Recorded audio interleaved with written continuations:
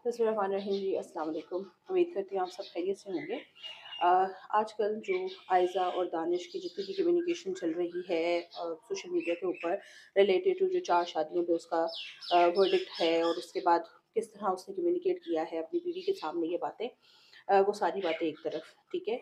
लेकिन एक बहुत इम्पॉर्टेंट बात जो उसी शो में उसी गैदरिंग के अंदर हुई है जिसको बिल्कुल एट वंस इग्नोर कर दिया गया है, वो बात जो है वो पहले आप ये वीडियो देखिए फिर मैं इस पर डिस्कशन जितने करूँगी। यंगस्टर्स मुझे देख रहे हैं ना, आज तक मेरे कोई भी पैसे मेरे वालिद के हाथ ना छुए और मेरे पास आ जाए, मैंने जिंदगी में रखा था कि ये हो ही नहीं सकता। तो मैंने जितने भी पैसे कमाए हैं, मेरे जितने भी चेक्स हैं, मेरे जितना भी अमाउंट आता है, वो सबसे पहले मेरे अब्बू के पास जाता है। और मैं अब्बू से कहता हूँ ये आपने जो है अकाउंट में जमा कराना है। अपना अब्बू से मैं पूछता हूँ कि आपने इसमें से कुछ चाहिए या क्या करना है, ताकि मुझे मेरे जहन में है कि अब्बू जो है ना, उनके जहन में कभी ये ना आए कि यार मैंने काम छोड़ दिया तो अब मेरे पास पैसे नहीं है। मैं चाहता हूँ कि मुझे अब्बू को एहसास रहे हमेशा कि अब्बू भी अमीर है, अथॉरिटी मेरी है, अथॉरिटी नहीं उनकी ही होनी चाहिए। अब सोचो हमेशा होनी चाहिए। अब ये बिल्कुल ऐसे ही है जैसे मैं अपने बेटे को पाल रहा हूँ, मैं उसकी हर ख्वाहिश पूरी करता हूँ जैसे मेरे वालिद ने तो वो पूरी की। बात ये है कि आपके देखिए जैसे आपने इस वीडियो में देखा कि दानिश खुद बता रहा है कि उसने अपने बाप की वर्थ रखने के लिए घर में अपने पैसे जितनी भी उसकी इनकम आती है वो सबसे पहले उसके बाप के थ्रू हो के उसके पास आती है। मतलब उसने इतनी सिग्निफिकेंस बात की है आजकल की जनरेशन के लिहाज से। आप देखें जहाँ पे हम पेरेंट्स को पूछ नहीं रहे, ओल्ड एज होम्स में भेज देते हैं। इवन के पेरेंट्स अगर हैं भी हैं आपके घर में तो आप अपने घर में इतनी रेट इस्टेब्लिश नहीं कर पाते कि आपकी बीवी या आपके जो भी बच्चे हैं सारे वो उनके साथ बिहेवियर अच्छा करें। मेरे पास दो एक पेशेंट्स इस तरह के आए जिनमें जो ओल्ड एज पॉपुलेशन है उनसे अंकल आए और उन्होंने विजिट किया और उनकी इतनी सिवियर कंडीशन हो गई थी सिर्फ ये देख के कि मैं बूढ़ा हो गया हूँ तो मेरे अपने ही बच्चे ने मुझे खाना पीना देना बंद कर दिया, मेरे साथ बात करना बंद कर दिया है। उसके ना बच्चे आते हैं, ना वो कम्युनिकेट करता है, ना उसकी बीवी कम्युनिकेट करती है। और उस सारे सिनेरियो में और इस तरह के आपको भी पता है कि मल्टीपल केसेस हैं पाकिस्तान के अंदर। और इस सब सिनेरियो के अंदर अगर एक बंदा ये इंडोर्स कर रहा है नेशनल टीवी पे बैठ के कि मैंने आज तक कोई भी पेमेंट खुद नहीं पकड़ी, मेरे फादर के पास चाहता हूँ कि मेरी जो भी कमाई है वो मेरे फादर के थ्रू हो के मेरे पास आए, तो मेरा ख्याल है ये इतनी अच्छी बात है और ये इतना अच्छा पैगाम है। अगर हम थोड़ी सी पॉजिटिविटी रखते तो ये भी पैगाम हम जनरल ऑडियंस में फैला सकते थे और ये भी वायरल हो सकता। मतलब सिर्फ नेगेटिविटी और सिर्फ किसी को क्रिटिसाइज करना बस यही रह गया है हमें कि हम इसको ट्रेंडी बना दें।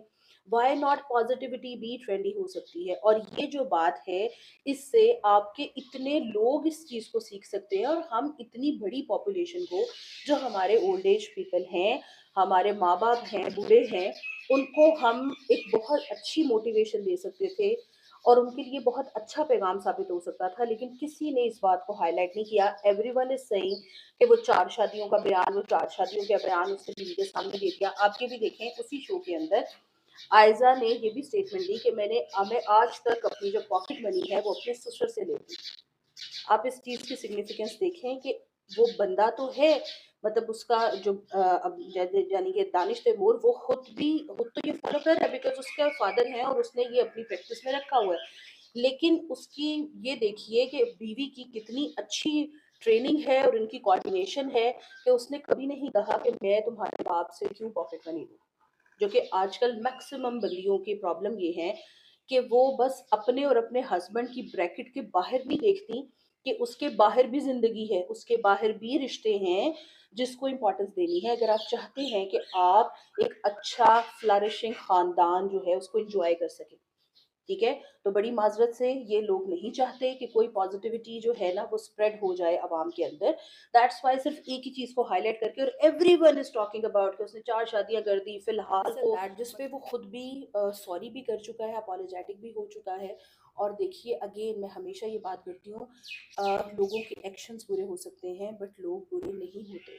तो ज़रूरत इस बात की है कि आप उनकी इंटेंट देखिए और बाकी भी कम्युनिकेशन पे फोकस कीजिए। सिर्फ एक पूरे इंटरव्यू में से आपने इतनी सी चीज़ ले ली है और खींचे चले जा रहे हैं, खींचे चले जा रहे हैं कि इसको तमीज़ नहीं है, इसको ये नहीं है, वो नहीं है।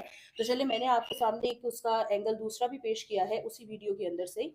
तो पूरी बात आप भी सुनिए और कमेंट्स में शेयर कीजिए कि किसकी कम्युनिकेशन कितनी सॉलिड थी और इसको दूसरे एंगल से भी देखा जा सकता था। जो दूसरा ज़ाविया है वो एक पॉजिटिव साइड है जो हम अपने यंगस्टर्स की मोटिवेशन बढ़ाने के लिए इसको भी पिच कर सकते थे।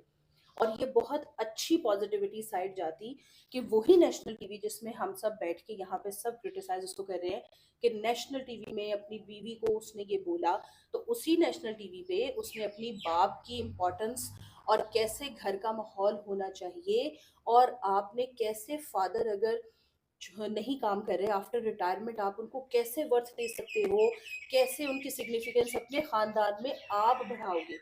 ये एक मेल ही है जो अपनी इम्पोर्टेंस अपनी फैमिली की इम्पोर्टेंस अपने बीवी बच्चों के आगे बढ़ा सकता है, करवा सकता है, मनवा सकता है। और ये इतना एक्सीलेंट उसका वो चंक था, मुझे तो बहुत अच्छा लगा।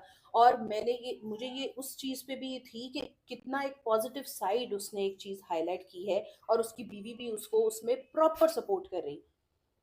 तो बड़ी माजरत से जिन लोगों ने भी किया है इसके ऊपर सब कुछ, वो उनके परसेप्शन थे, लेकिन मेरा उनके साथ क्लियर कट एतराज़ ये है कि आप बिल्कुल अपनी राय रखें, लेकिन इतना किसी को क्रिटिसाइज मत करिए कि आप ये कहने लग जाए कि वो पूरा का पूरा बंदा ही बदतमीज़ है।